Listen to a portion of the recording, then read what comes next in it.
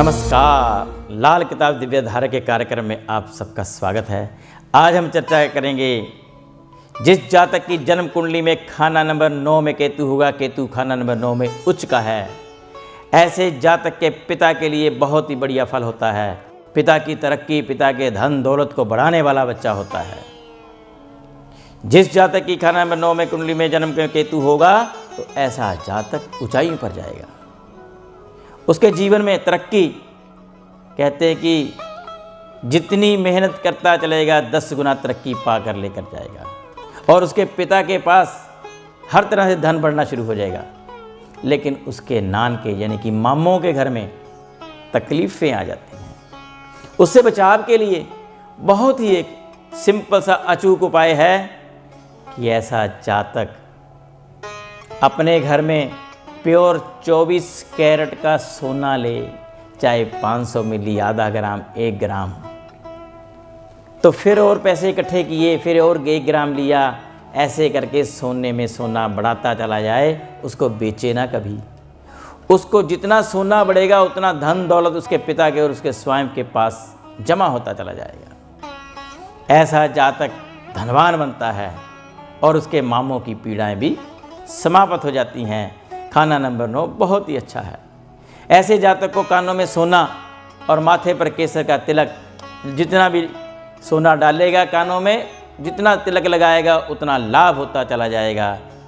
ऐसे जातक को जीवन में तरक्की बहुत प्राप्त होती है। इसी तरह से जिस जातक की जन्म कुंडली में खाना नंबर 10 में केतु होगा, कहा गया कि ऐसे जातक को जब भी कभी मकान बनाए तो किसी लाल किताब के जानकार व्यक्ति से संपर्क जरूर कर ले। नहीं तो ऐसा जातक जब मकान बना लेगा उसको धन दौलत से वंचित होना पड़ेगा, उसके कारोबार बंद हो जाएंगे। जिस जातक की जन्म कुंडली में खाना नंबर 10 में केतु हो, वो किसी लाल किताब के जानकार ज्योतिषी से संपर्क करे।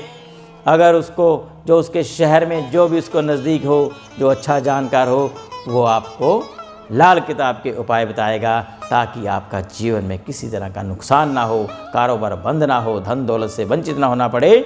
तो लाल किताब की जानकारी ज्योतिषी से बहुत अवश्य है। इसी तरह से खाना नंबर 11 में जब केतु होगा, इससे पहले खाना नंबर 10 का एक सिंपल सा उपाय है, बहुत अचूक उपाय है कि वो ऐसा जातक केतु 10 वाला एक चांदी की छोटी सी गड़बी या गोल्ड डिब्बी में शहद डालकर अपने घर में संभाल कर रख ले तो उसके केतु का नेक फल होना शुरू हो जाएगा। खाना नंबर 11 का केतु, कहते केतु 11 चंद्र बर्बाद, उसकी माता की सेहतमंदी, हर तरह से माता को तकलीफ़ें आएंगी। और केतु जातक जिसकी कुंडली में 11 में होगा, अगर नेक हुआ तो 11 गुना नेक फल प्राप्त होगा। केतु 11 वाले को सबसे ज़्यादा प्रकोशन परहेज है कि कोई भी नया कार्य करे उस कार्य के बारे में किसी को बताए ना। जितना गुप्त रखेगा तो उसका कार्य सफल होगा, जितना लोगों को बताएगा तो फिर उसके कार्य में सफलता प्राप्त नहीं होगी। केतु 11 इनकम के खाने में है, केतु 11 इनकम के खाने में है। और शनि के उपायों से केतु का नेक फल लिया जा सकता है। किसी ये भी लाल किताब के जानकर ज्योतिषी से संपर्क करके आपको लाल किताब के उपायों से बचाया जा सकता है। केतु 11 वाले को अपने दाहिने हाथ की मध्यमा उंगली में केतु के स्टोन नग, जो कि काला सफ़ेद हो, वो अपनी दाहिने हाथ की मध्यमा उंगली में डालकर रखे। लेकिन ध्यान रखे कि वो चांदी में डालना है, किसी और धातु में नहीं। तो केतु आपको लाभ देने चला जाएगा। अगर कोई केतु 11 वाला विदेश जाना चाहे तो विदेश जाकर तो उसको बहुत मुश्किलों से जाना पड़ता है। अगर चला जाए तो 11 गुना इनकम प्राप्त होगी। केतु 11 बहुत ही नेक है और ऐसे जातक को हर तरह से लाभ प्राप्त होंगे। ज्यों ज्यों उम्र बढ़ती चली जाएगी, केतु 11 धनदायक बनाता चला जाएगा। लेकिन खाने पीने में शाकाहारी भोजन का सेवन करता रहे तो केतु के और नेक नतीजे निकलते चले जाएंगे। इसी तरह से खाना नंबर 12, जिस जातक की जन्म कुंडली में खाना नंबर 12 में केतु होगा तो केतु उच्च का होगा। इंसान को ऐशों आराम का सुख प्राप्त होगा। अगर कहीं धन की कमी आ जाए, कारोबार की कमी आ जाए तो ऐसे जातक को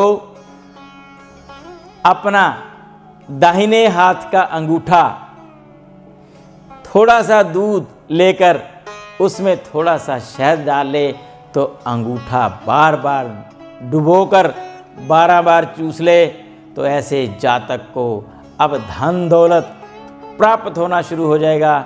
उसके किसी भी कार्य में रुकावट नहीं आएगी। और ऐसा जातक खर्चीला बहुत होता है, लेकिन जितना जितना धन खर्चता चला जाएगा ऐशोराम होगा, उसके जीवन में हर तरह से तरक्की प्राप्त करेगा।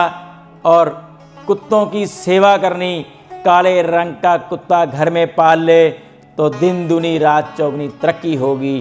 कुत्ता पालना उसकी जीवन में नेकी का कारक बनेगा, उसके जीवन को आगे बढ़ाएगा। और माथे पर केसर का तिलक लगाए, दिन दुनी रात चौगुनी तरक्की प्राप्त करेगा।